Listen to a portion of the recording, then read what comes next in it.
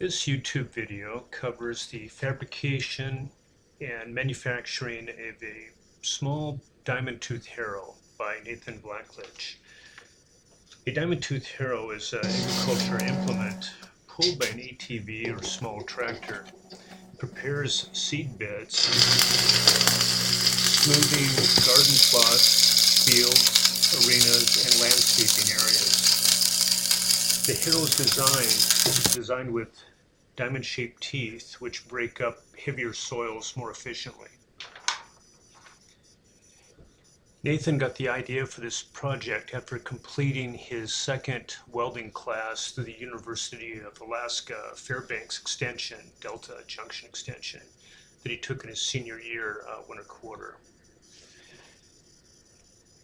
Nathan is hoping that this will complement expenses or help with expenses for college next fall by being able to make these small drag type harrows.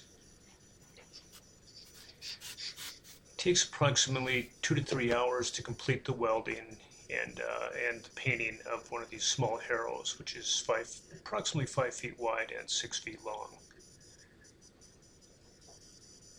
Nathan has enjoyed this project and hopes to do more in different styles in the future.